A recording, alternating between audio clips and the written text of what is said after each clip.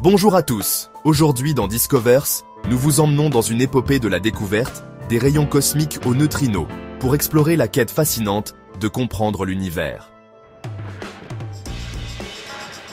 Les rayons gamma, la forme de lumière la plus énergétique, a de nouveaux indicateurs cosmiques, les ondes gravitationnelles et les neutrinos de haute énergie. Ces découvertes ont relié ces nouveaux signaux à celui que les astronomes connaissent depuis des millénaires, la lumière. Tout d'abord, des ondes gravitationnelles et des rayons gamma ont été émis par la fusion d'étoiles à neutrons. Fermi a vu la toute première lumière détectée à partir d'un événement d'ondes gravitationnelles. Puis, quelques semaines plus tard, Fermi a relié un neutrino de haute énergie observé par l'expérience IceCube au pôle sud à une galaxie alimentée par un trou noir, qui tire un jet de matière émettant à la fois des neutrinos et des rayons gamma. Ce n'est pas une réussite du jour au lendemain. Les origines de ces deux percées s'étendent sur plus d'un siècle. À la fin du 19e siècle, les scientifiques ont travaillé à la compréhension de nombreux nouveaux phénomènes, notamment la radioactivité et de nouvelles formes de lumière, les rayons X et les rayons gamma. On pensait que la lumière avait besoin d'un milieu, appelé éther, pour se déplacer dans l'espace, ce qui signifiait que sa vitesse devait changer lorsqu'elle était mesurée dans différentes directions sur la Terre en mouvement. Pourtant, aucun changement n'a été observé. La résolution de cette énigme a conduit à la théorie de la relativité restreinte d'Einstein, qui supposait que la lumière dans le vide se déplace à une vitesse constante que rien ne peut dépasser. Sa théorie a constitué une base théorique pour la physique des particules, qui en 1912 a incorporé une source inattendue, une pluie de particules venues de l'espace, appelée rayons cosmiques. La théorie générale de la relativité d'Einstein, sa théorie de la gravité, considérait l'espace-temps comme la structure du cosmos. L'espace-temps indique à la matière comment se déplacer, et la matière indique à l'espace-temps comment se courber. Alors que les scientifiques sondèrent le domaine subatomique, un type de désintégration radioactive a suggéré la présence d'une nouvelle particule légère, surnommée le neutrino. Plus tard, Einstein et Nathan Rosen ont montré que l'accélération des masses peut créer des ondes gravitationnelles qui se propagent à travers l'espace-temps.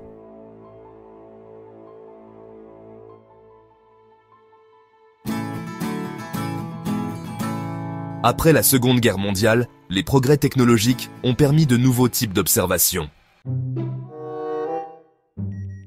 Au milieu des années 50, les neutrinos ont été détectés pour la première fois. Richard Feynman a montré que les ondes gravitationnelles doivent déplacer la matière, ce qui signifie qu'elles sont détectables. Quelques années plus tard, les premiers efforts dans ce sens ont commencé. Les années 60 ont vu les premiers rayons gamma observés dans l'espace, les premiers neutrinos détectés à l'intérieur du Soleil, et quelque chose de nouveau, appelé plus tard sursaut gamma ou GRB, a été détecté par des satellites à la recherche d'essais interdits d'armes nucléaires. En 1971, Rainer Weiss a conçu un moyen de détecter les ondes gravitationnelles à l'aide de lasers, l'une des racines de LIGO. En 1987, une supernova a produit la lumière la plus brillante observée depuis près de 400 ans. 3 expériences distinctes ont réussi à capturer les neutrinos provenant de l'effondrement de cette étoile. Des instruments montés sur des ballons ont détecté les rayons gamma émis par les éléments radioactifs dans les débris de l'explosion. Les années 90 et 2000 ont vu l'apparition de nouveaux satellites pour explorer l'univers des rayons gamma. C'est également durant cette période que LIGO a été construit et a commencé ses premières opérations. Et enfin, Amanda, un détecteur de neutrinos, a été installé sous la glace du pôle Sud.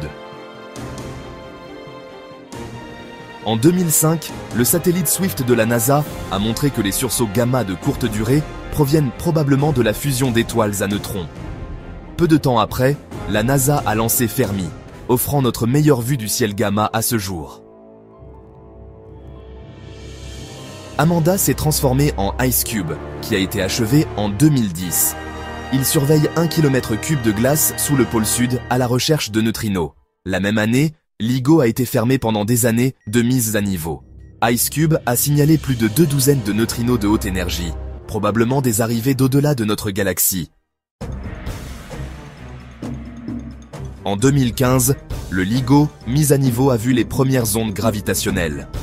La source, la fusion de trous noirs à plus d'1 milliard d'années-lumière.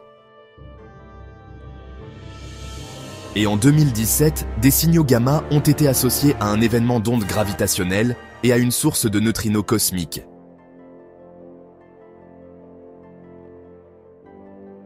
Fin 2022, le sursaut gamma le plus brillant jamais observé a choqué les astronomes et a même temporairement aveuglé de nombreux détecteurs de haute énergie dans l'espace.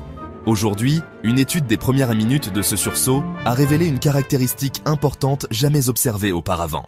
Les sursauts gamma sont les explosions les plus puissantes du cosmos. L'une d'elles, survenue le 9 octobre 2022, a rapidement été surnommée la boîte, la plus brillante de tous les temps. Des événements comme celui-ci ne peuvent se produire dans le ciel terrestre qu'une fois tous les 10 000 ans. Comme la plupart des sursauts gamma, le boîte est né de la mort d'une étoile massive. Lorsque son noyau s'est retrouvé à court de carburant, il s'est effondré, créant un trou noir au centre de l'étoile. De la matière a tourbillonné vers le trou noir, et une partie en a été projetée le long de 2 jets, se déplaçant à une vitesse proche de celle de la lumière. Les jets ont percé leur chemin hors de l'étoile et ont explosé dans l'espace. Nous observons un sursaut gamma lorsque l'un de ces jets pointe presque directement vers la Terre. Cela se produit presque tous les jours dans le ciel. Plus on regarde un jet près de la tête, plus il paraît brillant. C'est ce qui, associé à un jet inhabituellement étroit, a rendu le boîte si exceptionnel. L'observatoire Fermi de la NASA est équipé d'instruments spécialement conçus pour étudier ces explosions. Son moniteur de sursaut gamma a été saturé par le flash initial du boîte, mais il était normal quelques minutes plus tard. Et c'est dans ces données, environ 5 minutes après le début de l'événement, que les scientifiques ont découvert quelque chose de nouveau.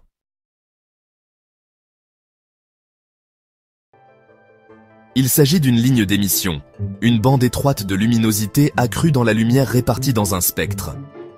Elle n'a duré que 40 secondes, mais c'est la première jamais observée avec une grande confiance pendant une sursaut. Elle donne aux scientifiques un aperçu des processus au sein des parties du jet, d'où proviennent les rayons gamma, la forme de lumière la plus énergétique. Les chercheurs disent qu'elle est probablement produite par des électrons et leurs jumeaux d'antimatière, les positons, qui entrent en collision et s'annihilent dans le jet. Chaque collision produit une paire de rayons gamma, mais cela fonctionne aussi dans l'autre sens. 2 rayons gamma peuvent entrer en collision pour former un électron et un positon. Dans l'environnement du jet, les 2 processus se produisent. Il y a donc beaucoup de particules à partager. Pour que cela explique ce que Fermi a vu, les rayons gamma ont dû être déplacés vers des énergies plus élevées par leur mouvement. C'est similaire à une sirène qui monte en intensité alors qu'elle fonce vers nous. Pour obtenir ce coup de pouce, les particules émettant la ligne de rayons gamma ont dû se déplacer à 99,9% de la vitesse de la lumière. Après des décennies d'études des GRB, les scientifiques en savent peu sur les processus au sein de ces incroyables jets. Pourtant, ils sont un élément essentiel du cosmos.